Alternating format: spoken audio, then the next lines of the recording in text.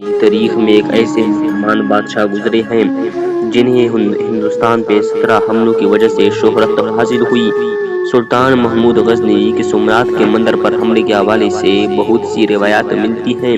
ایک روایت میں یہ آتا ہے کہ سلطان محمود غزنوی نے جب سومناتھ کا بت توڑنا چاہا تو ہندوؤں نے اس کی خدمت میں بیش بہا خزانے پیش کیے اور کہا کہ اس بت کو نہ توڑا جائے، لیکن سلطان نے کہا کہ وہ تاریخ میں بہت فروش نہیں بلکہ بت شکن کے طور پر زندہ رہنا چاہتا ہے۔ اس کے ساتھ ہی اس نے سومناتھ کے بت کے ٹکڑے کر دیے۔ تاریخ میں سومناتھ بت کے حوالے سے ایک اور واقعہ بھی ملتا ہے۔ محمود غزنوی جب سلطان سومناتھ فتح کر کے مندر کے اندر داخل ہوا تو اس نے دیکھا کہ مندر میں سومناتھ کا بت ہوا میں معلق ہے۔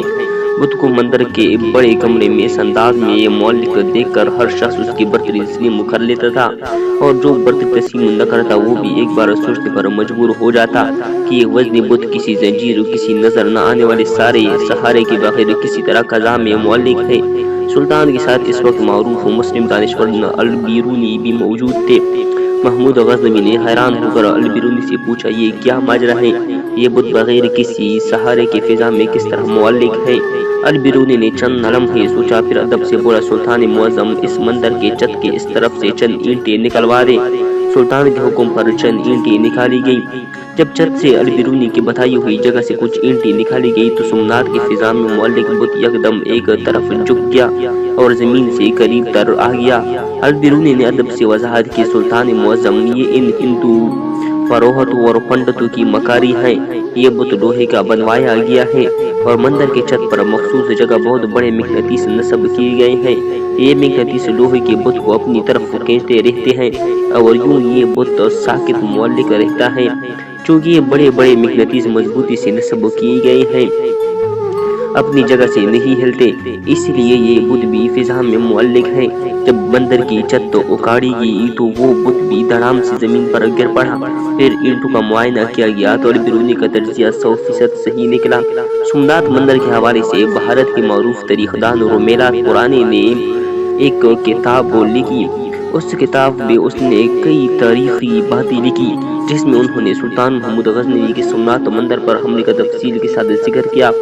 رومیلا کاپر کے مطابق سومناتھ مندر پر حملے اور اس کے بڑے بت کو توڑنے کے لیے واقعے کو بھارت میں ہندو مسلم تفریق کا ایک کلیدی لمحہ بتایا جاتا ہے، جبکہ حقیقت میں اس زمانے میں اس کی شاید اتنی اہمیت نہیں تھی۔ برطانوی راج میں سب سے پہلے انگریزوں نے اس واقعے کو ہندو مسلمان تفریق کے طور پر پیش کیا تھا۔ اس کے بعد سے متضاد نظریات کے لوگ اسے اپنے اپنے معنی پہناتے رہتے۔ رومیلا کے مطابق 11ویں صدی سے 2-3 صدیوں بعد تک اس واقعے کی کوئی خاص اہمیت نہیں تھی اور مقامی ذرائع اور دستاویز میں اس کا معمولی سا ذکر ہے۔ یہ سینکڑوں کتابوں، مقالوں اور قدیم سگی کتبوں کے حوالے سے یہ حقیقت دریافت کی ہے کہ سومناتھ، جو سومناتھ پٹن سوم شاور پٹن کے نام سے بھی مشہور تھا، کبھی بھی محمود نے برباد نہ کیا۔ ان زمانوں میں بڑے اور اہم مندروں کی جاگیریں ہوتی تھی اور ان کے اندر نذرانوں کی صورت میں جمع شدہ بے پناہ دولت ہوتی تھی، یہاں تک کہ جب کوئی ہندو راجا بھی خطوں میں یلغار کرتا تو وہ بھی ان مندروں کو لوٹتا تھا اور اکثر اپنی فتح کی نشانی کے طور پر وہاں ایستادہ بت اپنے ساتھ لے جاتا تھا۔